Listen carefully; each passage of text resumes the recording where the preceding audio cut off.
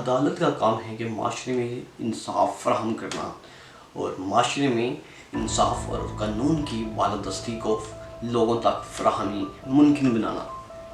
لیکن بدقسمتی سے پاکستان کے اندر پولیٹیکلی انسٹیبلٹی کی جو تیسری وجہ ہے وہ جوڈیشری کا نظام ہی ہے، کیونکہ عدالتوں نے ہمیشہ اپنے سربراہوں کو خوش کرنے کے لیے ایسی پالیسیز اپنائی ہیں جس کے منفی اثرات پاکستان پر رونما ہوئے ہیں۔ میں 3 سے 4 ایگزامپلز آپ کے سامنے رکھوں گا۔ پہلی اگر ہم مثال لے لیں لیاقت علی خان کی، لیاقت علی خان نے سندھ کے وزیر اعلیٰ کو بے دخل کرنے کے لیے انہوں نے عدالت کا سہارا لیا اور وزیر اعلیٰ پر ٹائپ رائٹر چوری کا الزام لگا کے اسے نکال دیا، کیونکہ وہ اسے پسند نہیں کر رہے تھے، کیونکہ سندھ کے وزیر اعلیٰ لیاقت علی خان کی پالیسی سے مترادف چل رہے تھے، تو لہٰذا اسی وجہ سے انہوں نے عدالت کا سہارا لیا اور اسے نااہل کر دیا۔ یہ ایک مثال۔ دوسری مثال اگر ہم لے لیں تو فاطمہ جناح کی مثال ہمارے سامنے ہے کہ کس طرح اس کے اوپر کیسز بنائے گئے ایوب خان کے دور میں، اور ان پر مختلف قسم کے چارجز لگا کے، حالانکہ ایسے کیسز کا کوئی سر پیر بھی نہیں تھا، اور ان پر مختلف قسم کے الزامات چلائے گئے اور کیسز بنتے رہے۔ اور یہی وجہ ہے کہ آج جسے ہم مادر ملت کہتے ہیں، جو مادر ملت ہے بھی، تو ہم نے ان کے ساتھ کیسا سلوک کیا ہے، عدالتوں نے ان کے ساتھ کیسا سلوک کیا ہے۔ تیسری مثال اگر ہم لے لیں وہ ہے بھٹو کی مثال، کہ اسے جوڈیشل مرڈر کہا جاتا ہے، کہ بے بنیاد قتل کے کیس میں ذوالفقار علی بھٹو کو اسیسینیٹ کر دیا گیا، سزائے موت سنا دی گئی، صرف عدالتوں نے اپنے آقاؤں کو، ضیاء الحق جیسے لیڈر کو خوش کرنے کے لیے۔ ان 3 سے 4 مثالوں کو اپنے ذہن میں رکھیں تو آپ کو واضح طور پر سمجھ میں آئے گا کہ جوڈیشری کا نظام ہے، جو عدالت کا نظام ہے، وہ ریڑھ کی ہڈی رکھتا ہے معاشرے میں۔ جب انصاف فراہم نہیں ہوتا تو معاشرہ ہر لحاظ سے مشکلات کا سامنا کرتا ہے۔ چرچل کا بیان میں آپ کے سامنے رکھوں گا، جو انگلینڈ کے وزیر اعظم گزرے ہیں، انہوں نے واضح طور پر کہا تھا کہ جب تک آپ کے معاشرے میں انصاف کی فراہمی ہوگی، آپ کا معاشرہ انصاف کے تحت چلتا ہوگا، تو کوئی بھی ملک، کوئی بھی ریاست اس ملک کو تباہ نہیں کر سکتی۔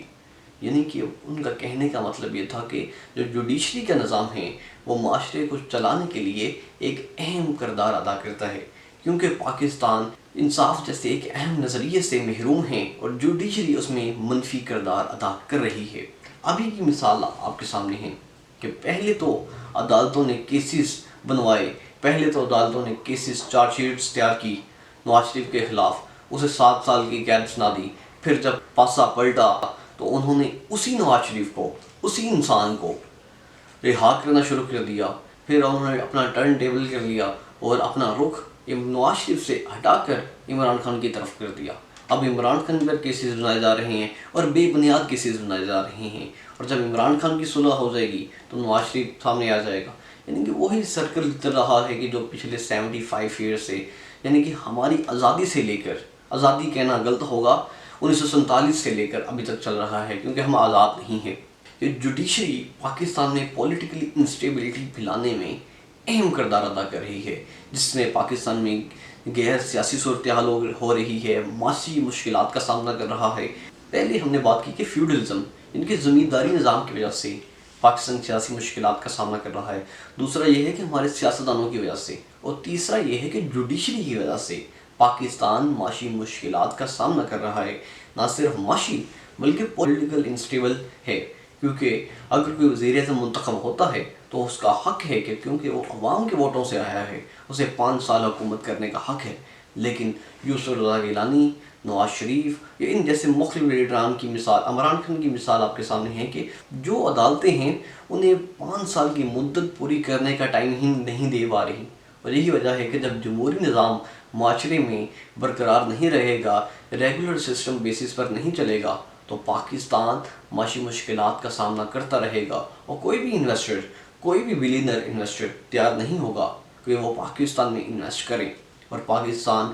اسی طرح معاشی اور بدحالی کا سامنا کرتا رہے گا۔ اور جوڈیشری اس میں اہم کردار کرتی رہی تھی، کرتی رہی ہے، اور آگے بھی آنے والے دنوں سے نواز شریف کی مثال ہمارے سامنے ہے کہ جس طرح انہیں بے جا ریلیف مل رہی ہیں، کہ آگے بھی آنے والے دنوں میں جوڈیشری اپنا بے جا کردار ادا کرتی رہے گی۔ یہ ہم نے بات کی ہے کہ جوڈیشری کے نظام پہ۔ اگلی ڈاکومنٹری ایپیسوڈ 4 میں ہم پولیٹیکلی انسٹیبلٹی کے ایپیسوڈ 4 میں بات کریں گے کہ ملٹری کا کیا رول رہا ہے، اور انہوں نے کس طرح کی پالیسیز اپنائی، اور اسی وجوہات کی وجہ سے پاکستان آج معاشی مشکلات کا، پولیٹیکل انسٹیبلٹی کا سامنا کر رہا ہے۔ یہ ہم آپ کو حوالے دیں گے Pakistan hard country Anatol Lieven کی کتاب سے، اور بتائیں گے کہ آخر ان کے نظریات کی وجہ سے ملٹری نے، اسٹیبلشمنٹ نے اپنا کیا رول پلے کیا، کہ جس کی وجہ سے آج پاکستان اس نہج پہ کھڑا ہے۔ اس کے ساتھ ساتھ ہم آپ کو فلسطین کی سچویشن کے بارے میں بتا رہے ہیں، ان جیسی مختلف کتب پڑھنے کے بعد آپ کو بتا رہے ہیں کہ آخر فلسطین اس طرح کی مشکلات کا سامنا کیوں کر رہا ہے، اور ماضی میں کیسی صورتحال کا سامنا کرتا رہا ہے، اور حال میں فلسطینی کس طرح کی مشکلات کا سامنا کر رہے ہیں، اور فیوچر میں آخر فلسطینی لوگوں کے ساتھ کیا ہوگا۔ یہ ہم کمپلیٹ ڈاکومنٹریز فلسطین کے ایشو پر بنانا شروع کر رہے ہیں۔ ہمارا مقصد بالکل یہی ہے کہ ہم فلسطین کے ایشو کے بارے میں عوام کو اویئرنیس پرووائڈ کریں۔ ہم امید کریں گے کہ آپ کو یہ ہماری ڈاکومنٹریز پسند آ رہی ہوں گی۔ مزید اس طرح کی ڈاکومنٹری دیکھنے کے لیے اپنے چینل سروے آف ہسٹری کو لائک، سبسکرائب اور شیئر کرنا مت بھولیے گا۔ شکریہ۔